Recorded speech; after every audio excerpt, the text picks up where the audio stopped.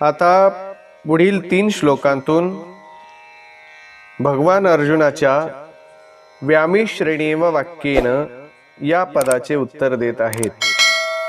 श्री भगवानुवाच लोकेस्मिन् द्विविधा निष्ठा पुरा प्रोक्ता मया नघ ज्ञानयोगेन सांख्यानां कर्मयोगेन योगिनाम्. अन्वय अनघ अस्मिन् लोके द्विविधा निष्ठा मया पुरा प्रोक्ता सांख्यानां ज्ञानयोगेन योगिनां कर्मयोगेन. अर्थ श्री भगवान म्हणाले, हे निष्पाप अर्जुन, या मनुष्यलोकात 2 प्रकाराने होणारी निष्ठा माझ्याद्वारा पूर्वी सांगितली गेलेली आहे. त्यापैकी ज्ञानियांची निष्ठा ज्ञानयोगाने आणि योगियांची निष्ठा कर्मयोगाने होते. व्याख्या. अर्जुन युद्ध करू इच्छित नव्हते, म्हणून त्यांनी समतावाचक बुद्धी शब्दाचा अर्थ ज्ञान समजला. परंतु भगवंतांनी पूर्वी बुद्धी आणि बुद्धियोग शब्दाने समतेचे वर्णन केले होते, म्हणून येथेही भगवान ज्ञानयोग आणि कर्मयोग या दोन्हीच्या योगाने प्राप्त होणाऱ्या समतेचे वर्णन करीत आहेत. अनघ अर्जुनाकरवी आपल्या कल्याणाविषयी विचारले जाणे हीच त्यांची निष्पापता आहे. कारण आपल्या कल्याणाची इच्छा तीव्र झाल्यास साधकाची पापे नष्ट होतात. लोकेस्मिन् द्विविधा निष्ठा पुरा प्रोक्ता मया. या ठिकाणी लोके पदाचा अर्थ मनुष्य शरीर समजावा. कारण ज्ञानयोग आणि कर्मयोग दोन्ही प्रकारची साधने करण्याचा अधिकार अथवा साधक होण्याचा अधिकार मनुष्य शरीरालाच आहे. निष्ठा अर्थात समभावाची स्थिती एकच आहे, जी 2 प्रकाराने प्राप्त केली जाऊ शकते, ज्ञानयोगाने आणि कर्मयोगाने. या दोन्ही योगांचा वेगवेगळा विभाग करण्यासाठी भगवंतांनी 2ऱ्या अध्यायाच्या 39व्या श्लोकात म्हटले आहे की ह्या समत्व बुद्धीला मी सांख्ययोगाच्या विषयानुषंगाने सांगितले आहे. आता ह्याच समत्व बुद्धीला कर्मयोगाच्या अनुषंगाने ऐक. एषा ते विहिता सांख्ये बुद्धिर्योगे त्विमां शृणु. पुरा पुरा पदाचा अर्थ अनादिकालही होतो आणि काही क्षणापूर्वी असाही होतो. येथे ह्या पदाचा अर्थ ह्यापूर्वी असा आहे, म्हणजेच मागील अध्याय ज्यावर अर्जुनाची शंका आहे. मागील अध्यायात जरी दोन्ही निष्ठा वेगवेगळ्या सांगितल्या आहेत, तरी पण कोणत्याही निष्ठेत कर्माच्या त्यागाविषयी सांगितले गेले नाही. मार्मिक गोष्ट, या ठिकाणी भगवंतांनी 2 निष्ठा सांगितल्या आहेत. सांख्यनिष्ठा नाम ज्ञानयोग आणि योगनिष्ठा नाम कर्मयोग. जसे या लोकात 2 प्रकारच्या निष्ठा आहेत, लोकेस्मिन् द्विविधा निष्ठा, तसेच या लोकात 2 प्रकारचे पुरुष आहेत, द्वाविमौ पुरुषौ लोके. त्यापैकी एक अक्षर आहे आणि एक अक्षर आहे. अक्षर नाशवान संसार आणि अक्षर अविनाशी स्वरूप. अक्षराच्या सिद्धी असिद्धीमध्ये, प्राप्ती अप्राप्तीमध्ये सम राहणे कर्मयोग आहे आणि क्षरापासून विन्मुख होऊन अक्षरामध्ये स्थित होणे ज्ञानयोग आहे. परंतु क्षर आणि अक्षर या दोघांपेक्षाही उत्तम पुरुष तर वेगळाच आहे, ज्याला परमात्मा या नावाने संबोधले जाते. उत्तम पुरुषस्त्वन्य परमात्मेत्युदाहृतः.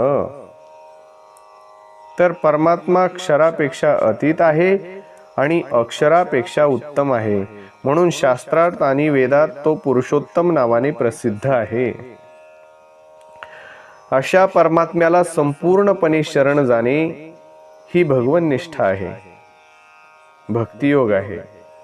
म्हणून क्षराच्या प्रधानतेने कर्मयोग, अक्षराच्या प्रधानतेने ज्ञानयोग आणि परमात्म्याच्या प्रधानतेने भक्तियोग आचरणात येतो. सांख्यनिष्ठा आणि योगनिष्ठा ह्या दोन्ही साधकांच्या स्वतःच्या निष्ठा आहेत, परंतु भगवन्निष्ठा साधकांची स्वतःची निष्ठा नव्हे.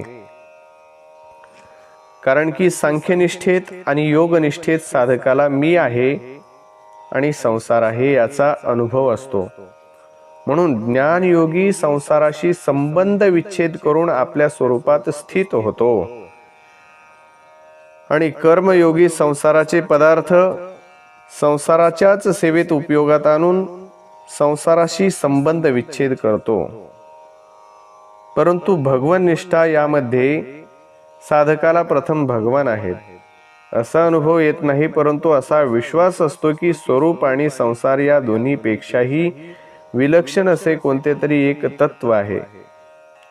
म्हणून तो श्रद्धा विश्वासपूर्वक भगवंताला मानून आपले आपणास भगवंताला समर्पित होतो.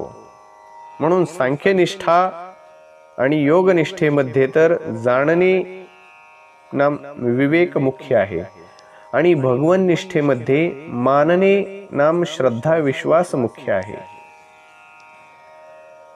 जाणणे आणि मानणे या दोन्हीत काहीही फरक नाही.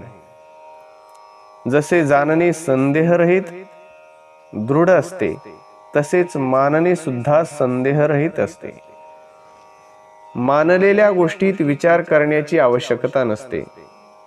जसे अमुक माझी आई आहे हे केवळ मानलेले आहे, पण ह्या मानलेल्या गोष्टीविषयी सुद्धा आपणाला कधीही शंका येत नाही, कधी जिज्ञासाही होत नाही, कधी विचारही करावा लागत नाही.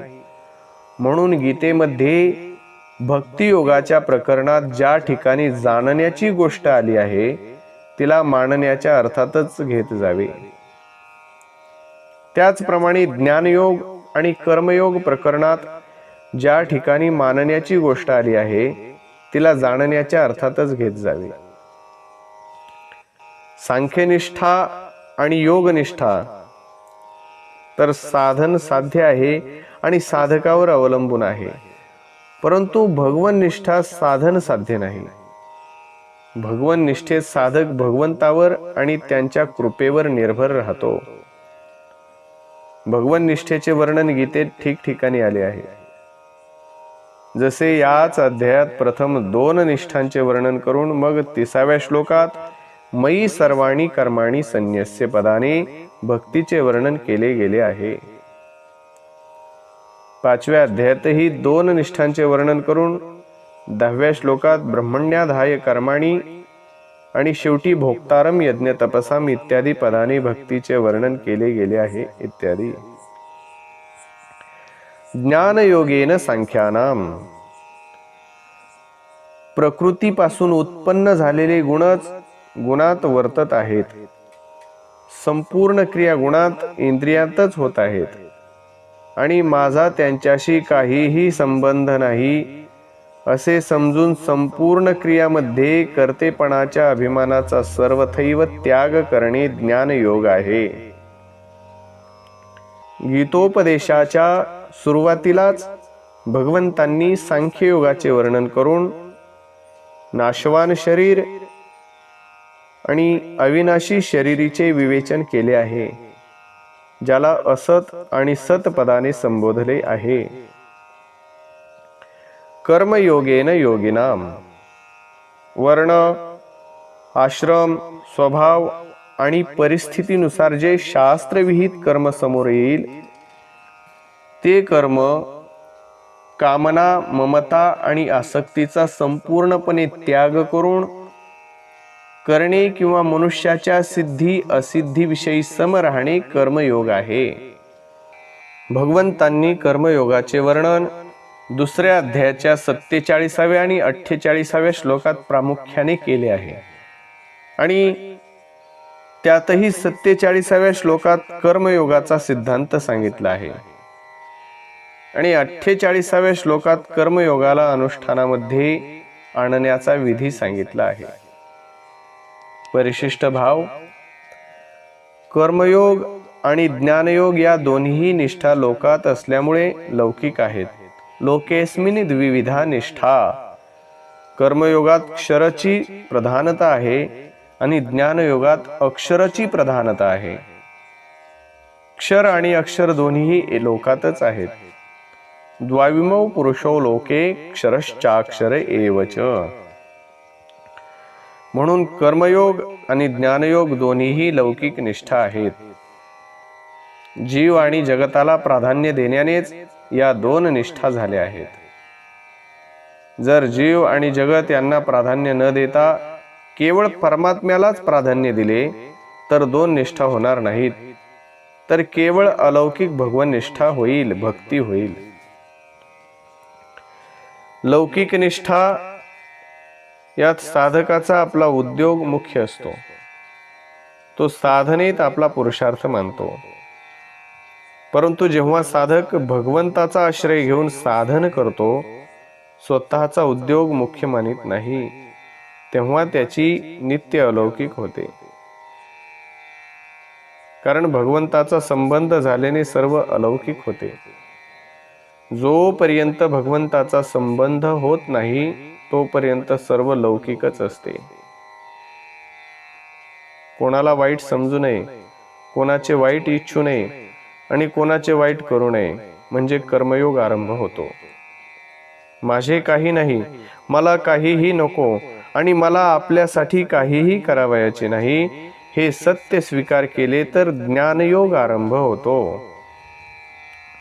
न कर्मणा मनारंभान नैष्कर्म्यं पुरुषोष्णुते न च संन्यसनादेव सिद्धिं समधिगच्छति.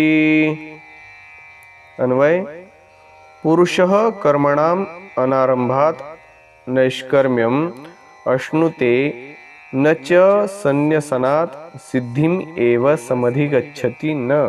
अर्थ: मनुष्य कर्माचा आरंभ केल्याशिवाय निष्कर्मतेचाही अनुभव करीत नाही आणि कर्मांच्या केवळ त्यागाने सिद्धीलाही प्राप्त होत नाही. व्याख्या: न कर्मणा मनारंभान नैष्कर्म्यं पुरुषोष्णुते. कर्मयोगात कर्म करणे अत्यंत आवश्यक आहे. कारण निष्काम भावपूर्वक कर्म करण्यानेच कर्मयोगाची सिद्धी होते. ही सिद्धी मनुष्याला कर्म केल्याशिवाय मिळू शकत नाही. मनुष्याच्या अंतःकरणात कर्म करण्याविषयीचा जो वेग विद्यमान असतो तो शांत करण्यासाठी कामनेचा त्याग करून कर्तव्य कर्म करणे आवश्यक आहे. कामना ठेवून कर्म करण्याने हा वेग शांत होत नाही, उलट वाढतो. नैष्कर्म्यम अश्नुते या पदांचा आशय असा आहे की कर्मयोगाचे आचरण करणारा मनुष्य कर्मांना करीत असतानाच निष्कर्मतेला प्राप्त होतो. ज्या स्थितीत मनुष्याचे कर्म अकर्म होतात, अर्थात बंधनकारक राहत नाहीत, त्या स्थितीला निष्कर्मता असे म्हणतात. कामनारहित होऊन केल्या गेलेल्या कर्मात फल देण्याच्या शक्तीचा असा अभाव होतो जसे भाजलेल्या किंवा उकळलेल्या बीजात अंकुरण क्षमता संपूर्णपणे नष्ट होते. म्हणून निष्काम कर्म करणाऱ्या मनुष्याच्या कर्मात पुन्हा जन्म मरणाच्या चक्रामध्ये भ्रमण करविण्याची शक्ती राहत नाही. जेव्हा संपूर्ण कर्म दुसऱ्याच्या सेवेसाठीच केले जातील, आपल्यासाठी नव्हे, तेव्हाच कामनेचा त्याग होऊ शकतो. कारण संपूर्ण कर्मांचा संबंध शरीराशी आहे आणि आपला संबंध परमात्म्याशी आहे. आपल्याशी कर्माचा संबंध नाहीच. म्हणून जोपर्यंत आपल्यासाठी कर्म केले जातील तोपर्यंत कामनेचा त्याग होणार नाही, आणि जोपर्यंत कामनेचा त्याग होणार नाही तोपर्यंत निष्कर्मता प्राप्त होणार नाही. न च संन्यसनादेव सिद्धिं समधिगच्छति. या श्लोकाच्या पूर्वार्धात भगवंतांनी कर्मयोगाच्या दृष्टीने म्हटले आहे की कर्माचा आरंभ केल्याशिवाय कर्मयोग्याला नैष्कर्म्यतेची प्राप्ती होत नाही. आता श्लोकाच्या उत्तरार्धात सांख्ययोगाच्या दृष्टीने म्हणतात की केवळ कर्मांचा स्वरूपाने त्याग केल्याने सांख्ययोग्याला सिद्धी अर्थात नैष्कर्मतेची प्राप्ती होत नाही. सिद्धीच्या प्राप्तीसाठी त्याला कर्तेपणाचा त्याग करणे आवश्यक आहे. म्हणून सांख्ययोग्यासाठी कर्माचा स्वरूपाने त्याग करणे मुख्य नाही, तर अहंतेचा त्याग करणेच मुख्य आहे. सांख्ययोगात कर्म केलेही जाऊ शकतात आणि काही सीमेपर्यंत कर्मांचा त्यागही केला जाऊ शकतो, परंतु कर्मयोगात सिद्धी प्राप्तीसाठी कर्म करणे आवश्यक असते. मार्मिक गोष्ट अशी आहे, श्रीमद भगवद्गीता मनुष्याला व्यवहारात परमार्थ सिद्ध कसा करावा ही कला शिकविते. तिचा आशय कर्तव्य कर्म करविण्यात आहे, त्याग करविण्यात नव्हे. म्हणून भगवान कर्मयोग आणि ज्ञानयोग दोन्हीही साधनात कर्म करण्याविषयी सांगतात. ही एक स्वाभाविक गोष्ट आहे की जेव्हा साधक आपले कल्याण इच्छितो तेव्हा तो सांसारिक कर्माविषयी उद्विग्न होतो आणि त्यापासून अलिप्त होऊ इच्छितो. याच कारणाने अर्जुनही कर्माविषयी उद्विग्न होऊन भगवंताला प्रश्न करतात की जर कर्मयोग आणि ज्ञानयोग या दोन्हीही साधनांचे तात्पर्य समतेशी आहे, तर मग आपण कर्म करण्याविषयी का सांगत आहात? मला युद्धासारख्या घोर कर्मात का प्रवृत्त करीत आहात? परंतु भगवंतांनी दोन्हीही प्रकारच्या साधनातून अर्जुनाला कर्म करण्याची आज्ञा दिली आहे. जसे कर्मयोगात योगस्थ कुरु कर्माणि आणि सांख्ययोगात तस्माद् युध्यस्व भारत यावरून सिद्ध होते की भगवंताचा अभिप्राय कर्मांचा स्वरूपाने त्याग करण्याविषयी नाही, तर कर्म करविण्यात आहे. मात्र कर्मामध्ये जो विषारी अंश कामना, ममता आणि आसक्ती आहे त्याचा त्याग करूनच कर्म करण्याची आज्ञा देतात. कर्माचा स्वरूपतः त्याग करण्यापेक्षा साधकाने त्याच्याशी आपला संबंध विच्छेद करून घ्यावा. कर्मयोगी निस्वार्थ भावाने कर्म करीत असताना शरीर, इंद्रिये, मन, बुद्धी, पदार्थ इत्यादींना संसाराच्या वस्तू समजून संसाराच्या सेवेमध्ये लावतो आणि कर्म तसेच पदार्थाशी आपला काहीही संबंध नाही असे समजतो. ज्ञानयोगात सत असतच्या विवेकाची प्रधानता असते. म्हणून ज्ञानयोगी असे समजतो की गुणच गुणात वर्तन करीत आहेत, अर्थात शरीर, इंद्रिये, मन, बुद्धी इत्यादी कडूनच कर्म होत आहेत. माझा कर्माशी मुळीच संबंध नाही. बहुतेक सर्व साधकांच्या अनुभवाची गोष्ट अशी आहे की कल्याणाची उत्कट अभिलाषा जागृत होताच कर्म, पदार्थ आणि व्यक्ती याबद्दल त्याला अरुची होऊ लागते. परंतु प्रत्यक्षात देहाशी घनिष्ठ संबंध असल्याने आराम विश्रामाची इच्छा राहते, जी साधकाच्या उन्नतीत बाधक आहे. साधकांच्या मनात असा भाव असतो की कर्म, पदार्थ आणि व्यक्तीच्या स्वरूपतः त्याग केल्यावरच आम्ही परमार्थ मार्गात उन्नत होऊ शकतो. परंतु वास्तविक त्यांचा स्वरूपतः त्याग न करता त्यांच्या विषयीच्या आसक्तीचा त्याग करणेच आवश्यक आहे. सांख्ययोगात उत्कट वैराग्याशिवाय आसक्तीचा त्याग करणे कठीण जाते, परंतु कर्मयोगात वैराग्याची उणीव असली तरीही केवळ दुसऱ्यासाठी कर्म केल्याने आसक्तीचा त्याग सुगम होतो. गीतेने एकांतात राहून साधन करण्याचाही आदर केला आहे, परंतु एकांतात सात्विक पुरुष तर साधन भजनात आपला समय व्यतीत करतो, परंतु राजस पुरुष संकल्प विकल्पात, तामस पुरुष निद्रा, आळस, प्रमाद यात आपला समय खर्च करतो, जो पतन करणारा आहे. म्हणून साधकाची रुची तर एकांतातच राहण्याची असावी, अर्थात सांसारिक कर्मांचा त्याग करून पारमार्थिक कार्य करण्यातच त्याची प्रवृत्ती असावी. परंतु कर्तव्य रूपाने जे कर्म समोर येईल ते त्याने तत्परतेने केले पाहिजे. त्या कर्मात त्याची आसक्ती असू नये. जनसमुदायाविषयी आसक्ती असू नये आणि कर्म न करण्यातही आसक्ती असू नये. कोठेही आसक्ती न राहिल्यास साधकाचे कल्याण फार लवकर होते. वास्तविक पाहता शरीराला एकांतात घेऊन जाण्यासच एकांत समजणे चुकीचे आहे. कारण शरीर संसाराचाच एक अंश आहे. म्हणून शरीराशी संबंध विच्छेद होणे अर्थात त्याच्याविषयी अहंता ममता न राहणेच वास्तविक एकांत आहे. परिशिष्ट भाव जे आपले आहे, आपल्यात आहे आणि आत्ता आहे त्या तत्वाची प्राप्ती काही केल्याने होत नाही, कारण त्याची अप्राप्ती कधी होतच नाही. आपण काही करू मग त्याची प्राप्ती होईल हा भाव देहाभिमानाला पुष्ट करणारा आहे. प्रत्येक क्रियेचा आरंभ आणि अंत होतो, म्हणून क्रिया करण्याने त्याची प्राप्ती होईल जो विद्यमान नाही. परंतु प्रकृतीशी संबंध झाल्यामुळे प्रत्येक प्राण्यात क्रियेचा वेग राहतो, जो त्याला क्रियारहित होऊ देत नाही. क्रियेचा वेग शांत करण्यासाठी हे आवश्यक आहे की जे करावयास नको ते करू नये आणि जे केले पाहिजे ते निर्मम आणि निष्काम होऊन करावे. अर्थात आपल्यासाठी काहीही करू नये, तर केवळ दुसऱ्याच्या हितासाठीच करावे. आपल्यासाठी क्रिया करण्याने क्रियेचा वेग कधी समाप्त होणार नाही, कारण आपले स्वरूप नित्य आहे आणि कर्म अनित्य आहे.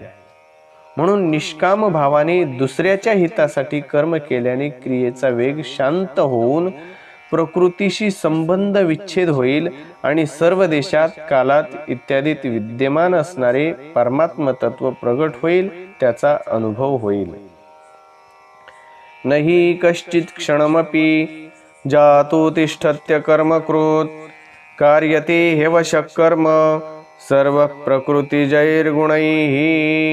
अन्वय कश्चित ही जातु क्षणम अपि अकर्मकृत तिष्ठति नहि अवशः सर्व प्रकृतिजैः गुणैः कर्म कार्यते.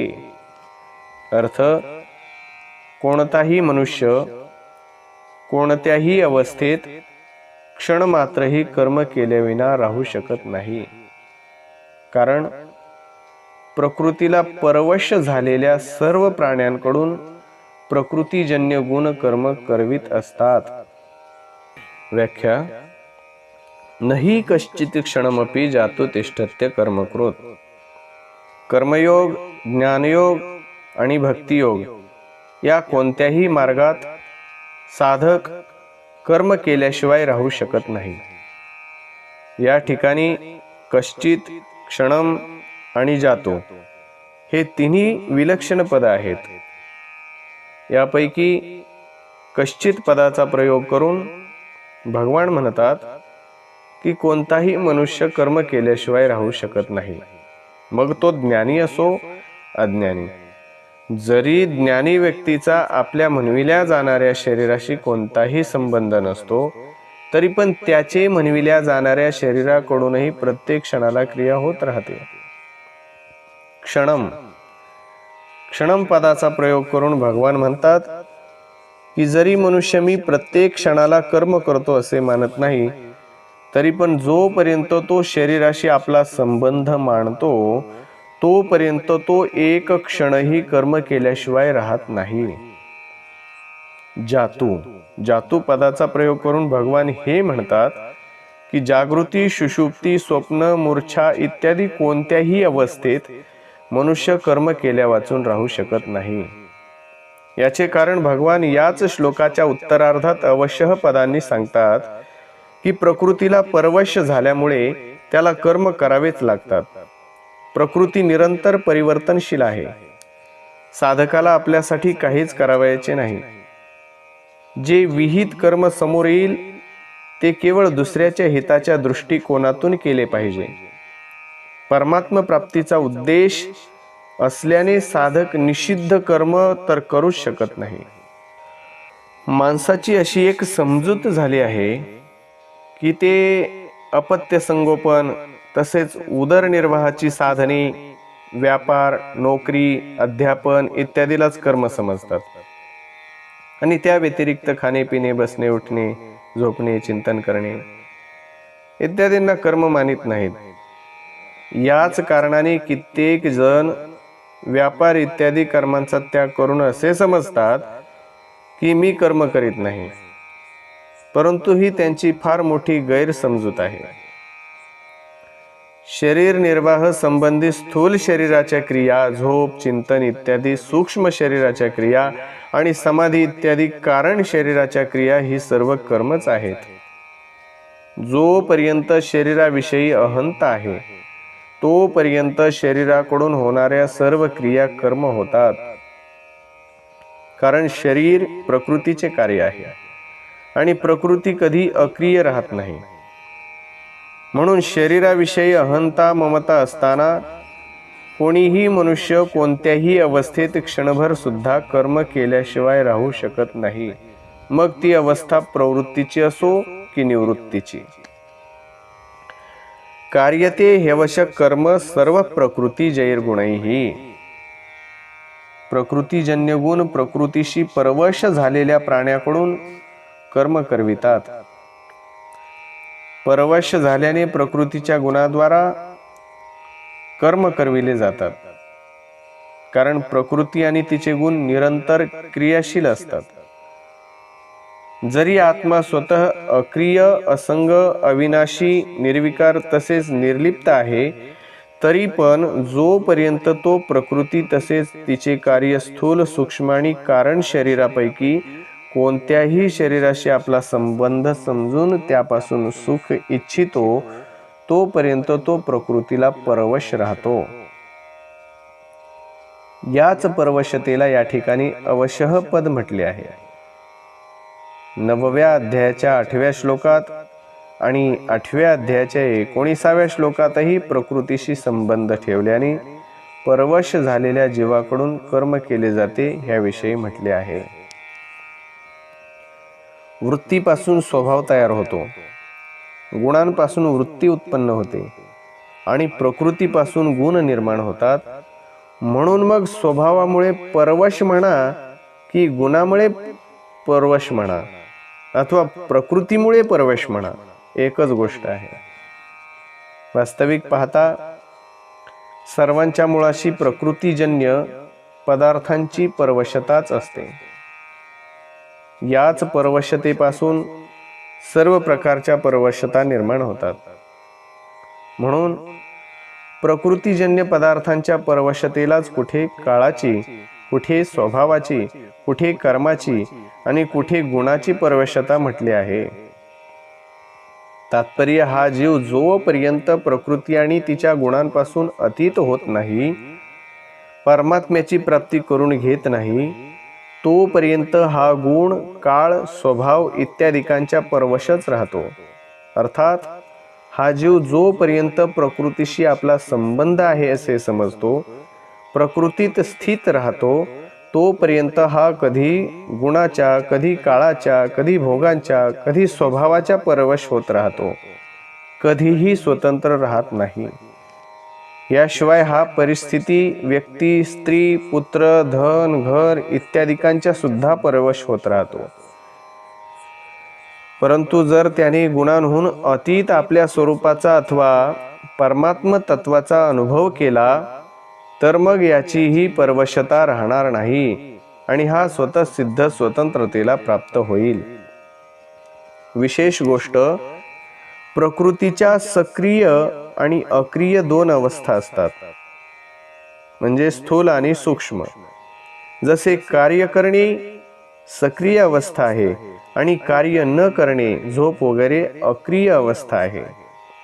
वास्तविक पाहता अक्रिय अवस्थेतही प्रकृती अक्रिय राहत नाही, तर तिच्यात सूक्ष्म रूपाने सक्रियता राहते.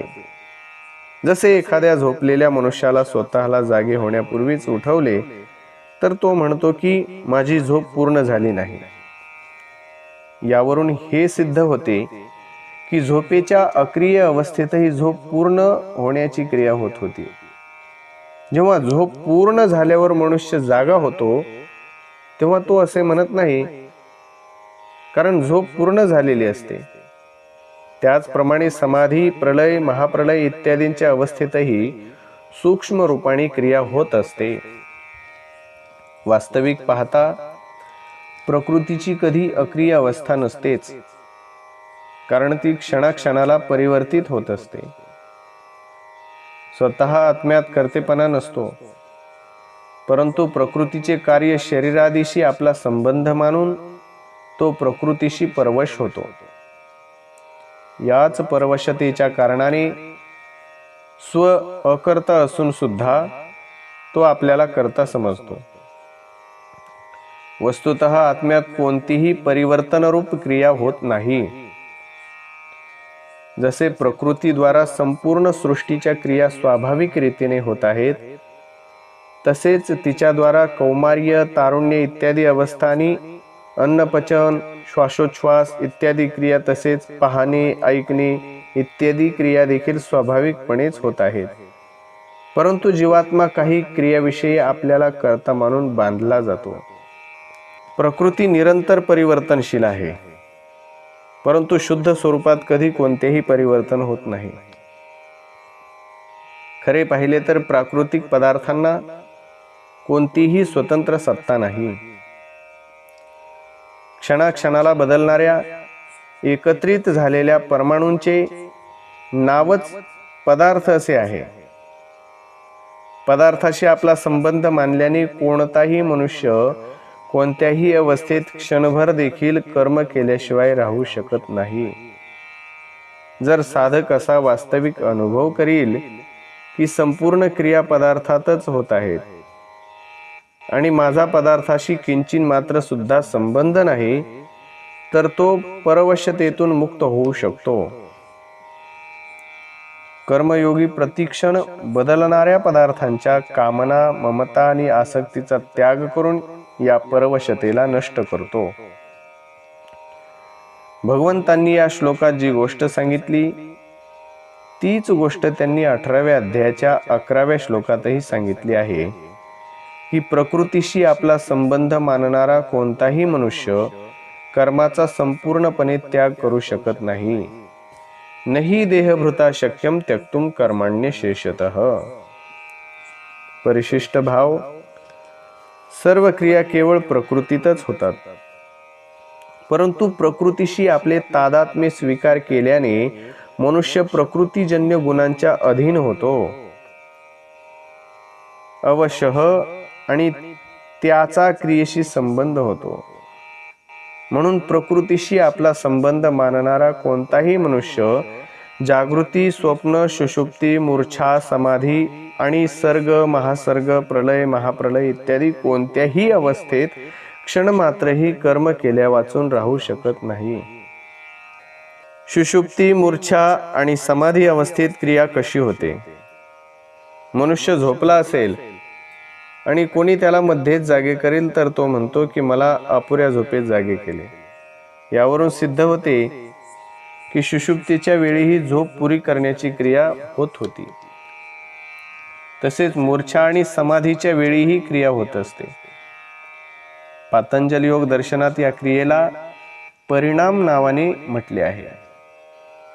परिणामचा अर्थ आहे परिवर्तनाची धारा, अर्थात बदलण्याचा प्रवाह. तात्पर्य हे आहे की समाधीच्या आरंभापासून व्युत्थान होण्यापर्यंत क्रिया होत राहते. जर क्रिया झाली नसेल तर व्युत्थान होऊच शकत नाही. समाधीच्या वेळी परिणाम होतो आणि समाधीच्या शेवटी व्युत्थान होते. प्रकृतीच्या संपूर्ण अवस्थाहून अतीत आहे असहजावस्था अथवा सहज समाधी. सहजावस्था स्वरूपाची असते, ज्यात किंचित मात्र कोणतीही क्रिया नसते. क्रिया होणे संभवतच नाही. म्हणून सहजावस्थेत परिणाम तसेच व्युत्थान कधी होतच नाही, कारण क्रिया प्रकृती विभागातच होतात, स्वरूप विभागात नव्हे. कार्यते हेवश कर्म. कर्म करण्यात तर आपण स्वतंत्र आहोत, परंतु त्यात रागद्वेष करण्यात अथवा न करण्यात आपण स्वतंत्र आहोत. या श्लोकात हे म्हटले गेले आहे की कोणताही मनुष्य कोणत्याही अवस्थेत क्षणभरही कर्म केल्याशिवाय राहत नाही. यावर ही शंका होऊ शकते की मनुष्य इंद्रियांच्या क्रियांना हट्टाने रोखून सुद्धा आपल्याला अक्रिय मानू शकतो. याचे समाधान करण्यासाठी पुढील श्लोक सांगतात, ते पुढील भागात पाहूयात. पुंडलिक वरदा हरी विठ्ठल, श्री ज्ञानदेव तुकाराम, गोपाल कृष्ण भगवान की जय.